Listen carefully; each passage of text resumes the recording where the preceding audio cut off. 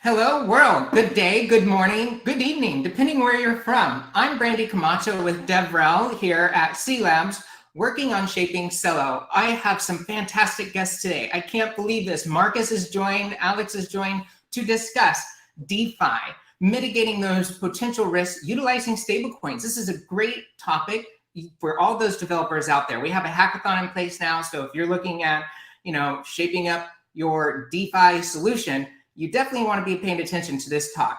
Let's kick it off. Marcus, you want to do a quick little introduction?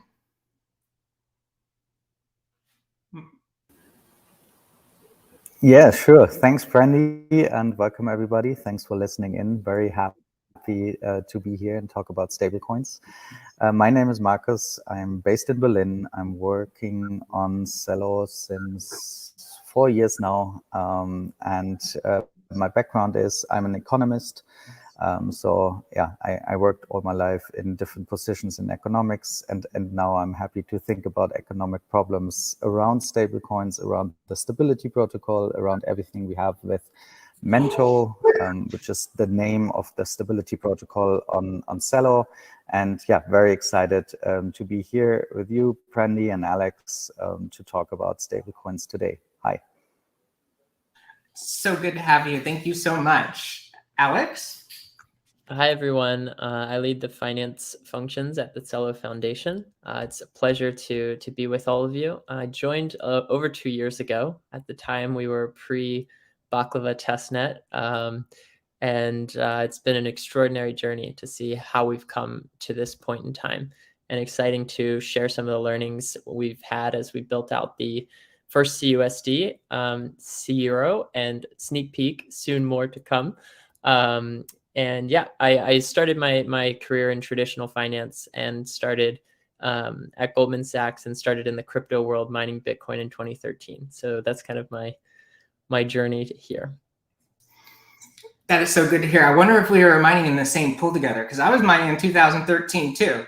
And pulling together, that's pulled together. Were you at pull together? Because we might have pulled together and pulled together.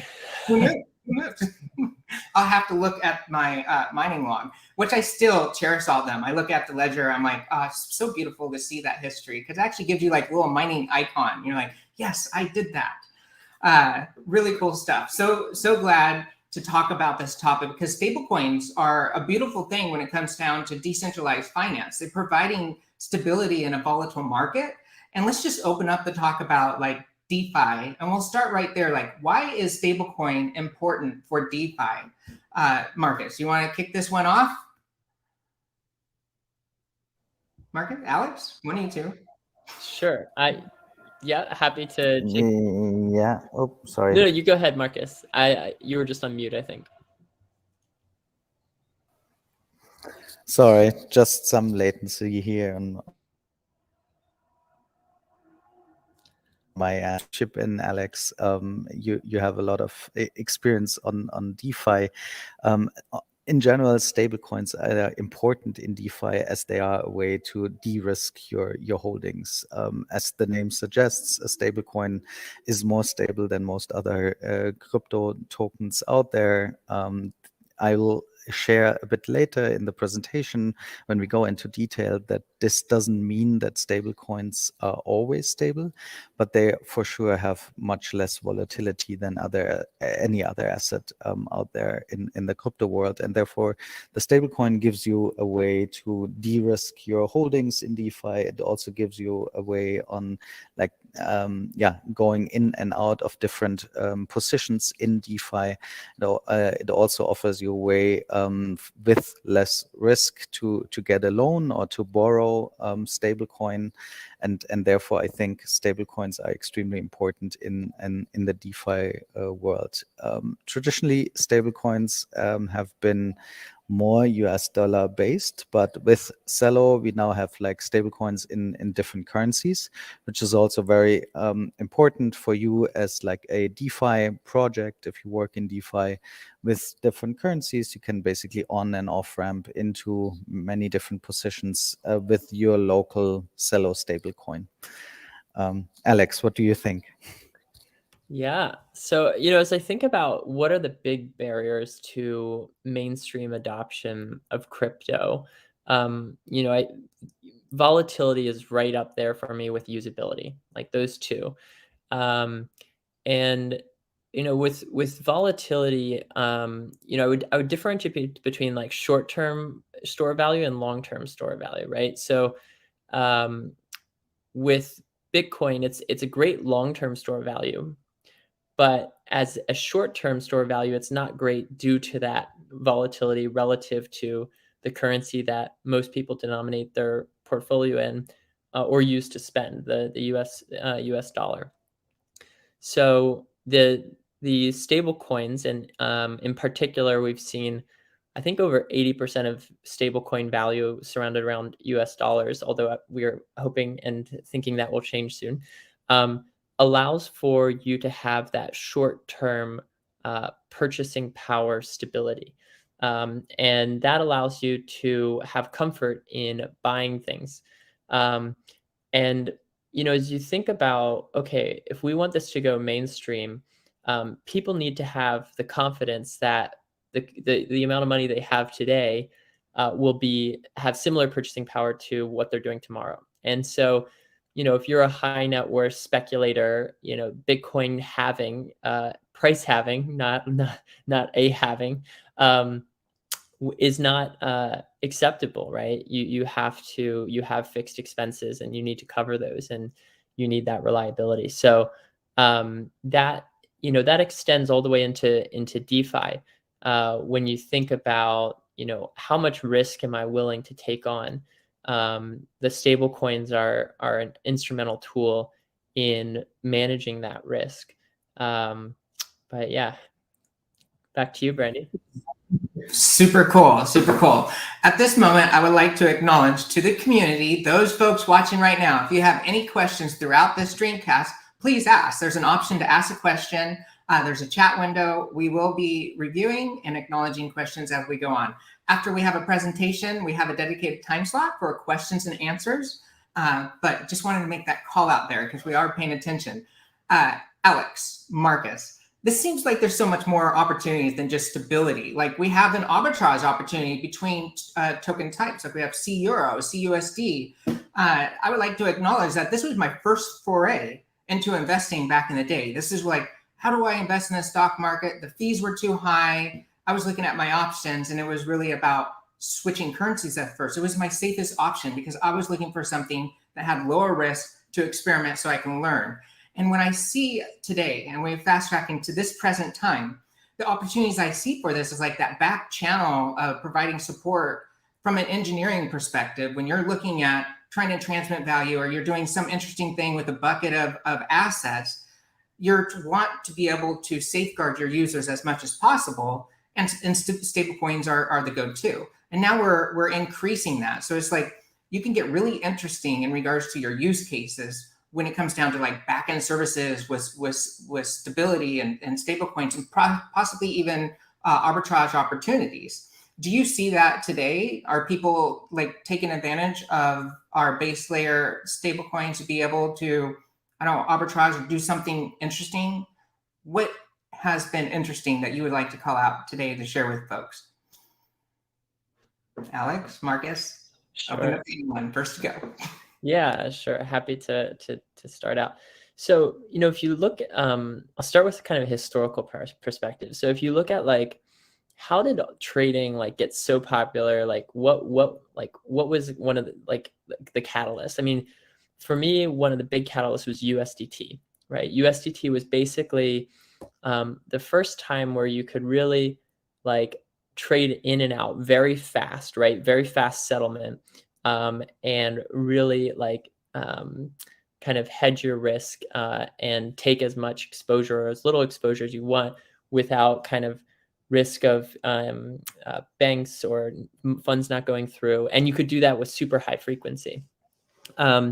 So stable coins, they can, but USDT kind of has a lot of issues. So USDT really showed us that there's huge demand and that there is a valuable position for that stablecoins, but there's a lot of problems, right? Number one is like around its auditability. So there's a lack of transparency on, do they have full backing of their stablecoin? And there's also still a lot of risk around, what happens if their assets get frozen, right? And as we talk about, the topic of this conversation, mitigating risks, I think it's important to double click on stablecoins, right? Not just kind of lump them into a hugely broad category, because there are different and very unique risks that are kind of inherent to each of the stable types of stable coins. Broadly defined, you have kind of fiat-backed stable coins, which is the generation 1, right? That's the USDT. It's also USDC. And then you have kind of crypto collateralized or crypto over collateralized, kind of MakerDAO's DAI kind of comes to mind a little bit.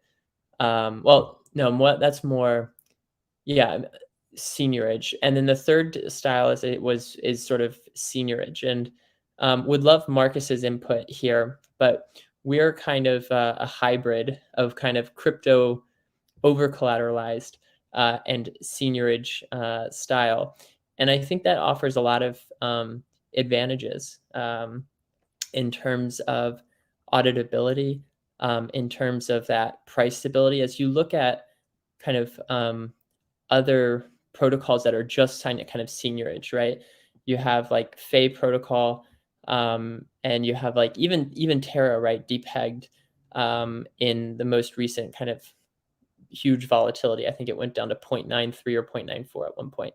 So I think that there's a really unique opportunity to kind of have this marriage and get the best of both worlds, and mitigate a lot of the risks that we see inherent to each of those individual categories. And so I kind of see one of the reasons I joined Cell is because I really think that I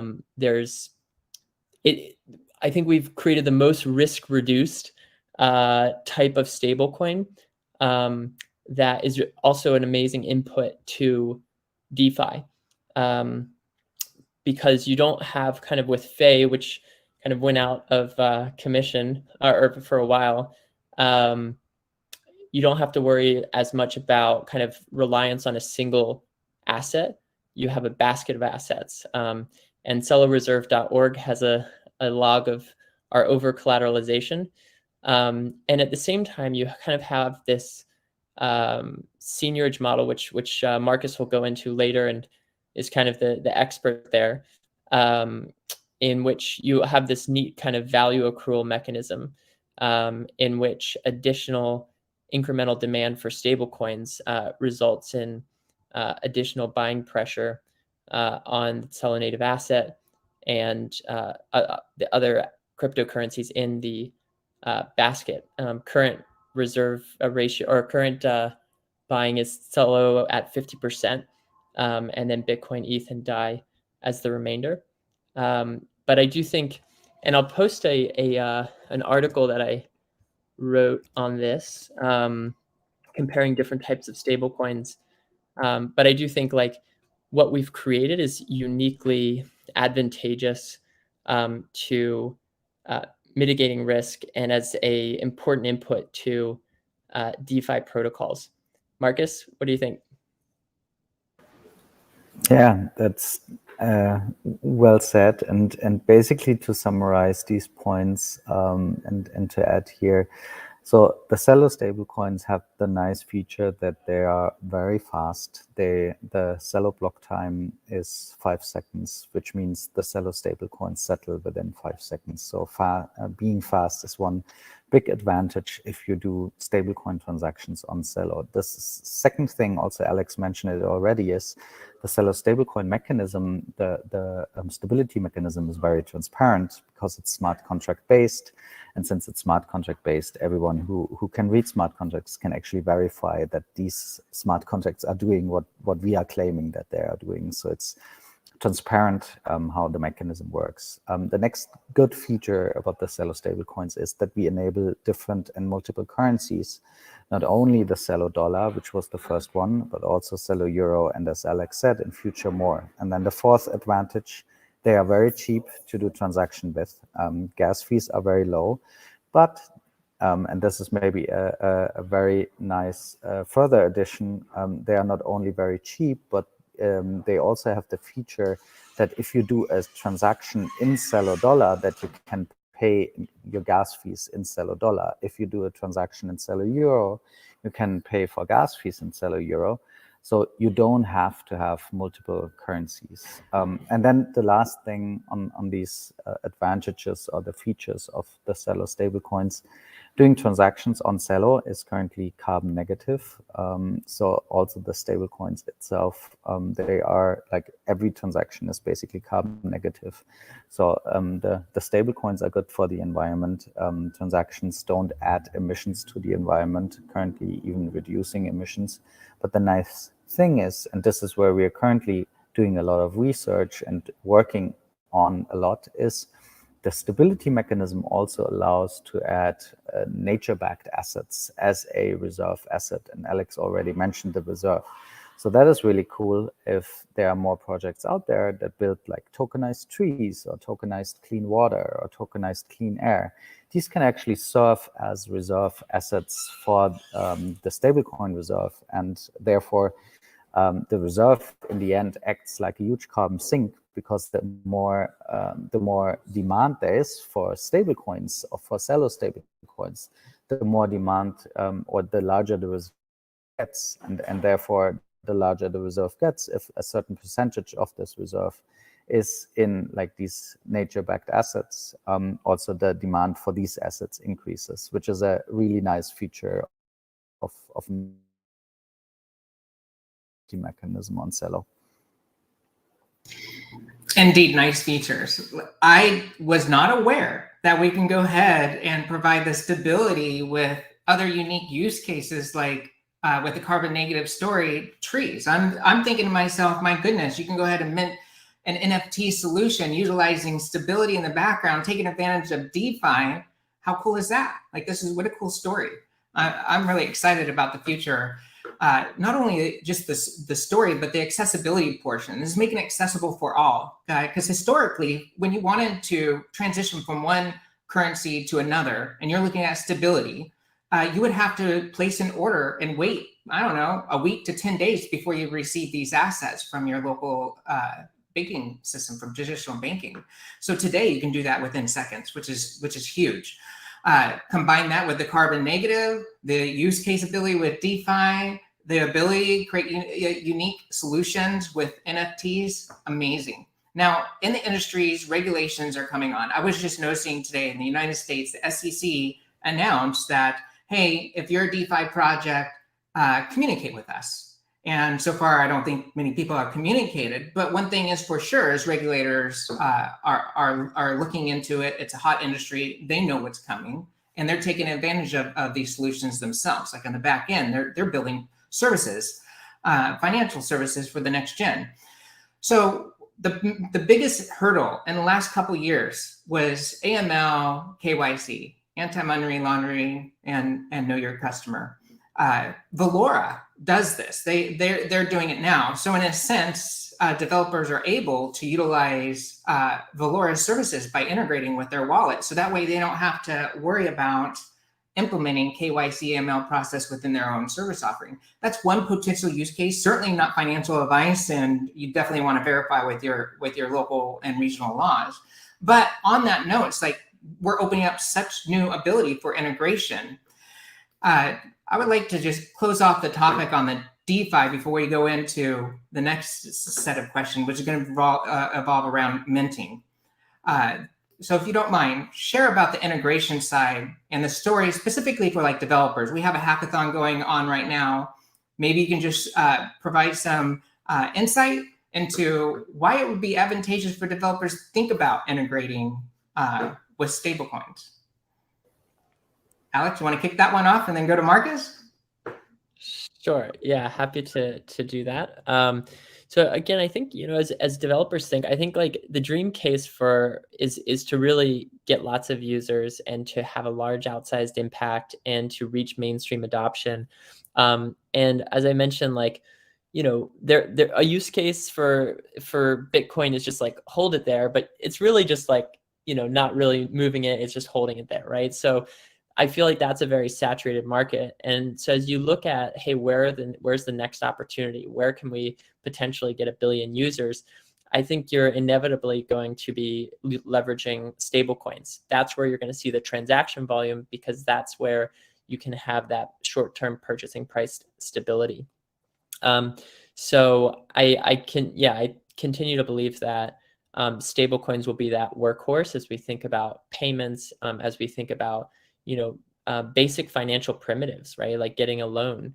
You know, if it's much harder to think about, you know, the collateral if everything is like 100% hugely volatile, right? So I think these stablecoins will be the inputs to the basic financial primitives and the workhorse for kind of mainstream adoption, which is really the goal of what, you know, we're all trying to build towards. I would highlight also the unique attributes of Celo stablecoins in particular, some of which Marcus mentioned. Firstly is again that you know, auditability, that transparency. You can check the on-chain collateral anytime at celoreserve.org. Second is that ability to pay gas fees or transaction fees in the native stablecoin, right? That's a huge thing for adoption and usability, right? I mean, you know, if you're trying to onboard a new friend to crypto, they're going to ask you, hey, why do I need this other currency, ETH, to send this stable coin? Like, okay, and what is gas, right? And you know, so I think from a usability perspective, that's huge. And as Marcus mentioned, you know, the scalability of it, the 5-second block times make it so you don't have to worry about explaining to your friend, well, actually, you now need to use this layer 2 thing. So, you know, I think, and I think the other item to really highlight here, right, is the phone number mapping, right? If you think about how did PayPal really reach like wide scale adoption? What was the trigger? Emails was actually the biggest trigger, right? The ability to just know your friend's email address and send them money. That was actually the true catalyst. And so that phone number mapping, I would not underestimate the power of that to generate kind of network effects and front load that adoption curve. So, you know, in combination, right, that really makes the Celo protocol stablecoins much more useful, right? You're able to map to phone numbers, right? You just need to know your friend's phone number. You don't need to worry about a layer 2 going between layer 1 and layer 2. And you don't need to explain to your audience why you need this extra currency to send the stablecoins, right? So in combination, right, you have these extremely usable stablecoins that kind of combine all the benefits of the history of stablecoins to date.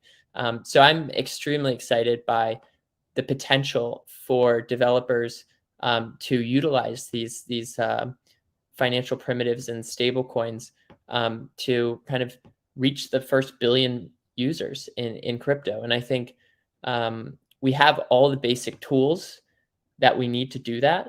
At this point, it's just a matter of combining those primitives in the right user experience to reach that target audience.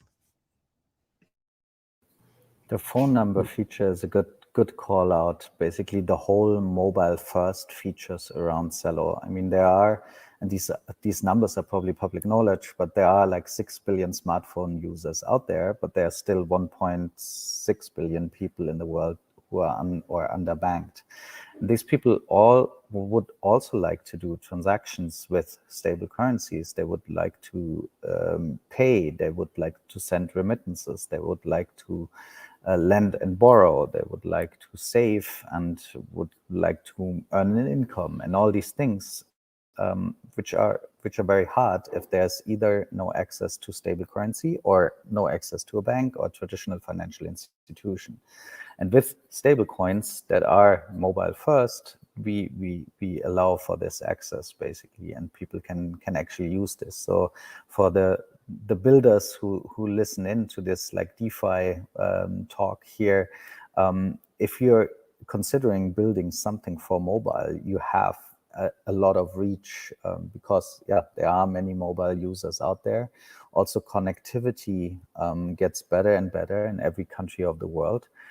So actually building for mobile or building mobile first is expanding your reach a lot. And I mean, if you start with building mobile first, you can still scale up and then build for desktop version and all these other things. But building mobile first also forces you to focus on like the most important things. You have like a smaller screen and low end devices.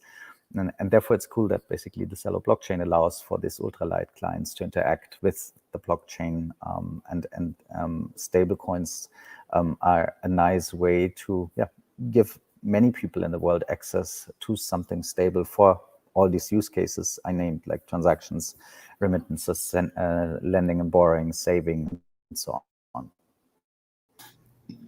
Yeah, fantastic. I love the emphasis on the mobile first approach. Like not only do we have stablecoins at the base layer, but we have mobile first at the base layer. Everything is being built with a mobile first perspective. And so when developers are building on our platform, they're automatically getting these benefits that are available to them. So they can implement it now, or they can implement it later on down the road. The fact is, the platform itself is mobile first, and it's continuing to grow, which I would like to segue to the next topic. But before we do, I have a question that's from Polo in the audience saying, looking forward to CBRL, and very curious to follow its consequences. It devaluated 150% in the last 8 years comparing to USD. How do the prices in Oracle come from? How do we oracleize and secure that? So I think that's a good call out and a good segue to like all these other currencies on Celo. So basically, Celo has a full on-chain governance. So every Celo holder out there can take part in governance and not only vote and stake to validators, but also vote on governance. Adding new stablecoins currently is a governance decision the community can take. And therefore, based on where we see a lot of active communities globally, the community should vote to add another stablecoin. Brazil and also the Philippines are currently communities that are very active, where we already have several users using Celo and several projects building on Celo. And we really hope to like see more and more in these countries, the same as for any other country out there. In fact, currently we have, I think, developers in around 130 countries of the world developing on Celo. So it's really cool that this community is so international. But we have to start somewhere to add like the third and fourth and fifth stablecoin, and Brazilian real and also the Philippine peso are good candidates to do that. And there are many others as well. The big question, or the question that was in this text here from Polo, is where do the Oracle prices come from? And the way currently Mento is set up is basically for the Celo dollar, for example, it allows you to always exchange one Celo dollar for $1 worth of Celo. And the Celo euro, or Mento allows you to always exchange one Celo euro for €1 worth of collateral. So if we add more currencies, and for example would add Brazilian real, then this Mento would also need to allow for basically always exchange one Celo Brazilian real for one Brazilian real worth of Celo. And to know on chain how much a Celo is worth in Brazilian real or in US dollars or in euros, we need these oracles that report this on chain. And therefore, if you're in touch with exchanges in these countries where you would like to see more Celo stablecoins, or where you would like to see a stable coin being issued in the local currency, then talk to these exchanges, and basically they always should do two things. They should maybe list then Celo, the governance token, to local currency, and then once the stablecoin is launched, they could also list the stablecoin. But all of this is a community effort. Since we are like a decentralized ecosystem, everyone can like talk to exchanges or to market participants out there. We need like these as a community. We need these listings to know, for example, also how much Celo is worth in, for example, Brazilian real. We are also like working on indirect oracle feeds. So basically, you could think about an oracle reporting the price of Celo in Bitcoin, and then an oracle of reporting the price of Bitcoin in Brazilian real. And also here, it's again a community effort. So if you have like a lot of knowledge on oracles, feel free to reach out to the C-Labs team. Always happy to work together on these topics. I would just add everything Marcus said, and I would also add, like, if there is an imbalance, whether the oracles are deriving from an exchange or indirectly, you can arbitrage it. If there's a big difference, right, with what the market rate is, if I can go to like exchange A and sell it for more, right, and there's an arbitrage opportunity, like, people will take that profit, right? And so in addition to kind of having those price feeds from oracles, there is also that additional arbitrage mechanism inherent to Mento, and being able to kind of arb out that difference. In kind of maybe the first part of the question is saying it devaluated by 150% in the last 8 years compared to the USD. I would say a couple things on that. Firstly, yes, it has devalued a lot relative to the dollar, and that's why some people kind of save in the dollar. But if you're thinking about, for example, taking out a loan, your income as a Brazilian is presumably most likely in Brazilian real, and so your chances of taking out a loan in US dollars, where the loan in your local terms could be significantly higher, is a big issue. And so by offering more options on the stable coins, more people can have access to loans and other financial primitives. So a person might say, hey, I want to save in dollars, but I want to take out a loan in Brazilian real.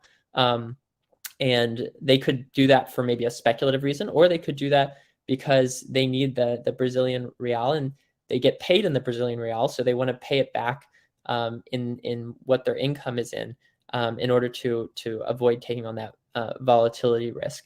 So I do see this kind of suite of stable coins interacting together to meet the needs of more people. Well said. And not to mention, it's also a bit of safe harbor for folks. So if for instance, Brazil was to go into a rapid inflation stage, within seconds, you can go ahead and go to safe harbor, to where with traditional, you just don't have that opportunity. You feel almost stuck.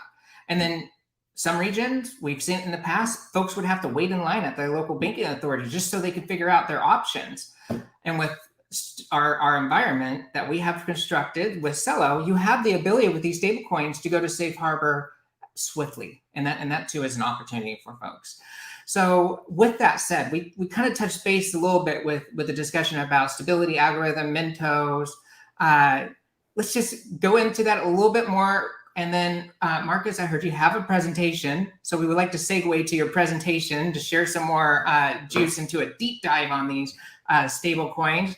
But let's touch base on the algorithm, why it's important for developers to possibly review this documentation. Marcus, you want to kick that off? Yeah, sure. And we covered like several parts of the presentation already. Happy to show some slides, but also want to call out some of the links I just posted here in the channel. So if you want to learn more about Celo in general, of course, there's always the celo.org/papers webpage where you can find the white paper, but there's also a stability analysis white paper on this webpage. And there you can learn how the stability mechanism works in detail. And there we also basically simulated the stability mechanism with like in many different environments. We use different stochastic processes to simulate it. We're currently expanding the simulation, adding also agents in the simulation, all these things. If you're interested in basically these details, there is an economic white paper on the celo.org/papers page. For the developers here who want to interact with the stability mechanism, I also put a link to the docs.celo.org page into the chat here. And this link goes directly to the stability mechanism, where you can learn more about Mento, how it works. There's in a nutshell, there are two types of Mento. There's basically the Mento feature, which always allows you to mint new stablecoin. In this documentation, you can see how you can do that. If you're a developer and would like to mint in your product, then you can find basically how to call the Mento function. You will all find this in this stability documentation. There's also Grandamento, which is a new feature that was just added based on a governance decision. And Grandamento allows you to mint large amounts of Celo stablecoin. And Grandamento is, if you're like a large project that has a need for a high amount of stablecoin, you can basically mint it without any spread via Grandamento. But there are also like user interfaces that allow you to mint stablecoin. There's, for example, mento.finance. I also posted the link here in our chat window, where users can basically just go connect a wallet and mint new stablecoin with the governance asset. And this is also a great feature, how to interact with Mento. And we're always happy to answer any questions on these features as well. Alex, what did I forget in that? Yes. Yesterday, the first Grandamento proposals went live on forum.celo.org. I put a link to them in the message box. So this is groundbreaking, fresh off the press as of yesterday. And again, as Marcus said, this will really help us, mint at scale, right? So you can imagine in the future, whether it's a PayU or Deutsche Telekom, if they want 2 million, 3 million, 4 million CUSD, CEuro, they now have an option to do that, and vice versa, going into Celo. So it's really a great opportunity to kind of scale our stablecoins to the next level. And also a good footnote for developers who may have previously been concerned, like, hey, can I get enough circulation? The answer is yes. So yeah, check out the forums and feel free to comment within the forums. And yeah, we look forward to launching the first Grandamento proposals.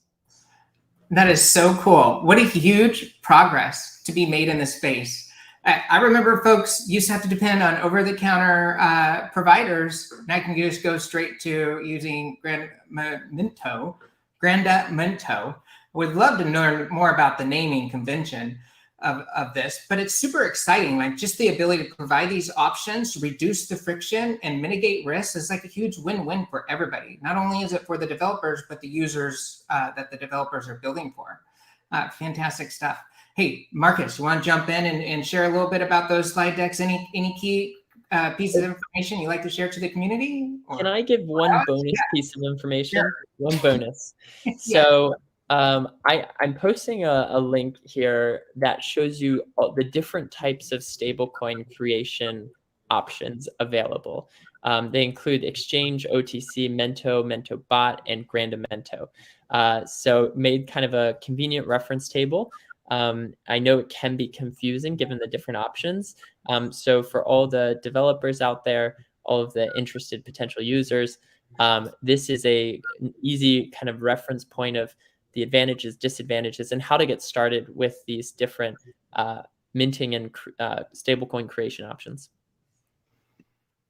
Absolutely amazing. Thank you for the call out. Super cool. Wow. And you even addressed the OTC market. Well done. All right, kick it off, Marcus. Thank you so much. Nice and good call out, Alex. Super important to see more community members interact with Mento. Would be really cool if you're like building projects that own stablecoins. If you use the Mento or Grandamento function also for arbitrage, I think that is really cool because it adds to liquidity in general. It also adds to stability. So if you're in the space, check it out. We try to make it as easy and as accessible to everyone in the community, and therefore a good call out. And actually, I mean, in this presentation, we should have done it the other way around. We covered like a lot of the things I have in the presentation. But then maybe we use it as like a wrap up and as a summary for the session here. And as always, we're always happy to answer any questions. Feel free to reach out to us if you have any. In terms of the presentation, we talked about the introduction on stablecoins, why stablecoins exist. And if you like still want a very exemplaric picture on why stablecoin exist, you could always look at the money implied volatility of Bitcoin. And if you look at this chart here, and like if you would add the recent history, we would see even higher like volatility numbers. It just shows that like Bitcoin is a great long-term store of value, as Alex already said, but like in the short term, it has significant volatility. The price varies a lot, and therefore stablecoins as a project offer you a way how you can reduce the volatility. However, you should also look into a bit deeper into which stablecoins you use for your project, because not every stablecoin always has been stable. So if you look at the history of stablecoins on this chart is as of July 2021, and it goes back until 2018, you can see two things. One thing is many different stablecoins had significant depegs, so they traded away from time horizons. So it's, I think, a very good, the Celo stablecoins have been super stable in their shorter history for sure. But I think this also points to the great features an algorithmic stablecoin have, because if they are constructed in the right way, they can be very stable if there are a lot of people interacting with the stablecoin, also doing arbitrage, providing liquidity on DEXs and so on. But you can also see on that chart that like all of the major stablecoins are US dollar based, and therefore that's nice that you're basically listening in here. If you're building on Celo, you have that feature that you can add more currencies, that after the Celo dollar, we already have a Celo euro and other currencies. I have this picture here just as a short explanation why we see mostly US dollar stablecoins out there. What you can see here on this chart is the effective federal funds rate for the US dollar, and also the European Central Bank deposit facility rate for the euro area. And what you can see is that over the last 6 years, the US interest rates have been in the recent past closer to zero, but always positive. And for the euro area, you can see that the ECB deposit rate has been negative. So if you're a stablecoin issuer and you would hold fiat as a collateral, it would mean that you earn positive interest rate on the US dollar. And it would also mean that you would have to pay interest rates on the euro. Therefore, another nice feature of these algorithmic stablecoins, this allows also for currencies where the current deposit rate is negative. As you can see, Celo added the Celo Euro for an algorithmic stablecoin that works. Now, and also going basically backward here, we talked about these different types of stablecoins already, and talked about what different stablecoins exist out there. I think for you as developers, it is good to understand the different types of stablecoins that are out there, and basically understand what are the risks of these different types of stablecoins when you're like using them or giving your users access to them. What risks do they have? There are two different types of differentiation of stablecoins. This one here is a lot of text. This is the Bank for International Settlement differentiation of stablecoins. This is nice if you want to have different categories of stablecoins. Then you them by user interface. You can categorize them by, are they based on a decentralized ledger? Are they permissionless or permissioned? Are they public? Are they private? Are they issued by a decentralized protocol, or maybe by a central bank, or maybe by a company? But for us at C Labs, we always had this classification of stablecoins in mind, and Alex already mentioned it. The first category that was out there, the fiat-backed stablecoins, and these examples like Tether or USDC are the first stablecoins that have been out there. They're still huge with a lot of liquidity. However, they also have centralized governance. There probably in future will be more and more regulation of them, since they have a centralized entity that stores the collateral. And the centralized entity is typically a bank that holds the fiat in collateral for the fiat-backed stablecoin. And therefore, these stablecoins are also less transparent. It requires audits. These audits are costly. And maybe not everyone allows audits on their stablecoin. So the big risk of these stablecoins, if you would use them, is always a counterparty risk. Because if basically the counterparty that holds the collateral, the bank credit basically falls out, then the stablecoin would fall out. To solve for the transparency issue, we saw these seniority share stablecoins, and we also saw these crypto collateralized stablecoins coming up that are decentralized by nature and that are more transparent, because if they're crypto collateralized, all the collateral is on chain. Now the biggest risk is, of course, the crypto price risk of the assets in backing the stablecoin, and of course is also the demand risk, because if there's no more demand on a centralized exchange for the stablecoin, then it could be that the stablecoin falls in value.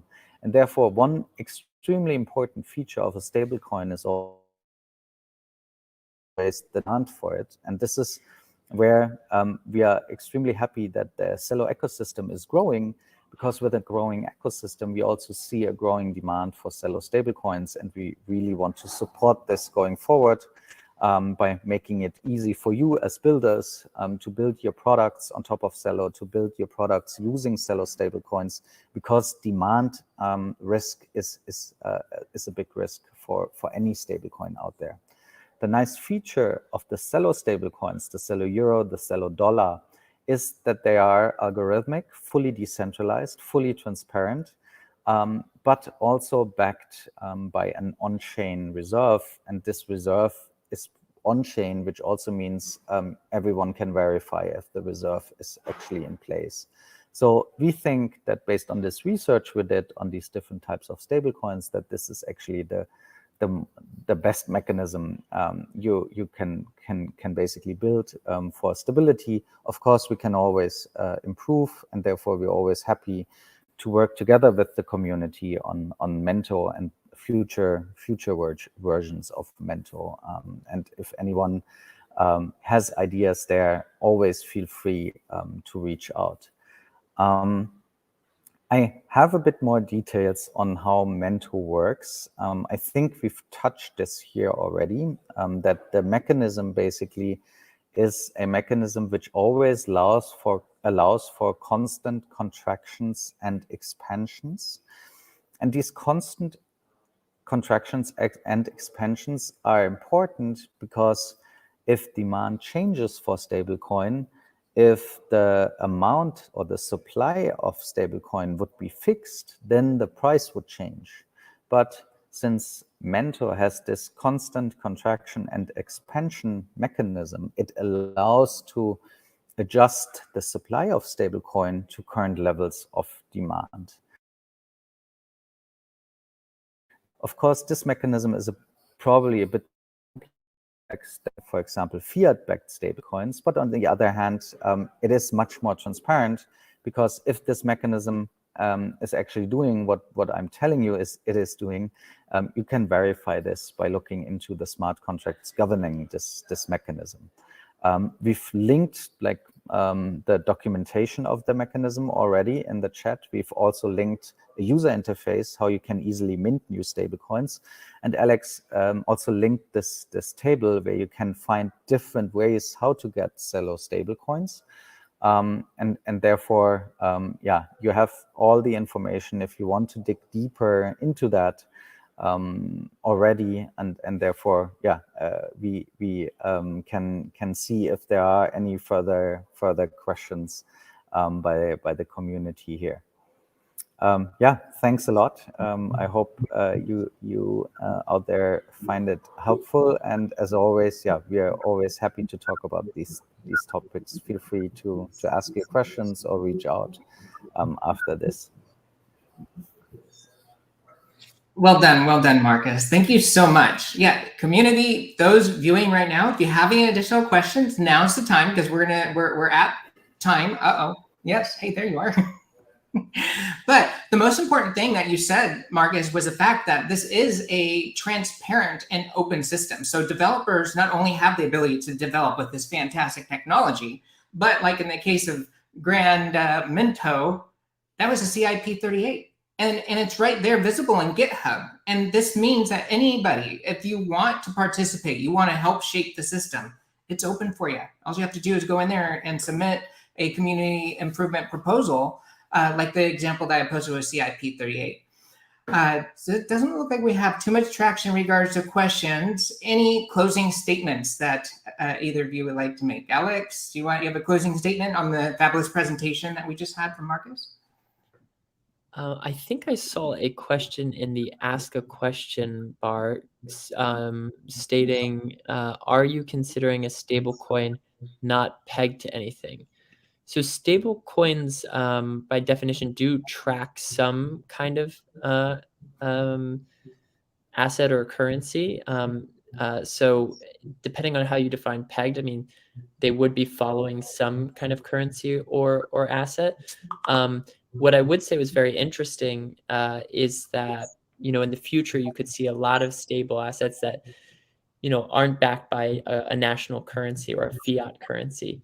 So you could see like forest tokens, right? Or other natural capital backed assets, which I think will be uniquely enabled by crypto.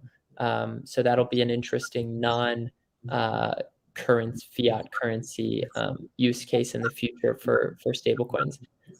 Marcus, did you have any comments on this question?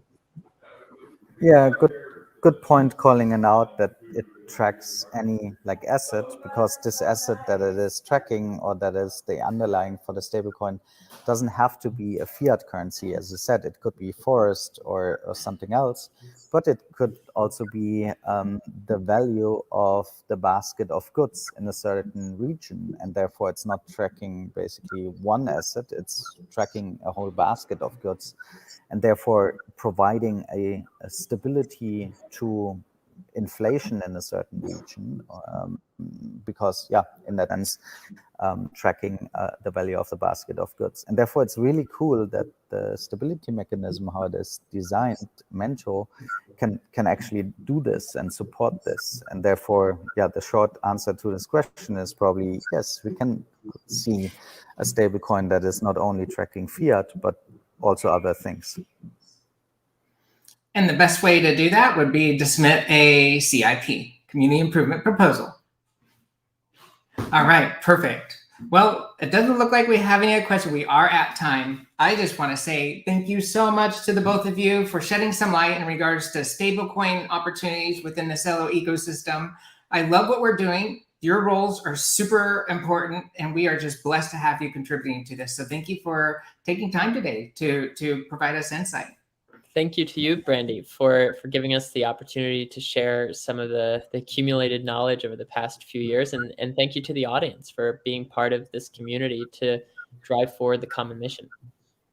Well, thanks. It's really, really good to talk a lot to the community. And it's great, great initiative. We really like also the hackathon that is going on. And it's cool that so many people are engaged. Thanks. And thanks, Brandy. Have a good day, evening, night, afternoon. Bye-bye. Bye.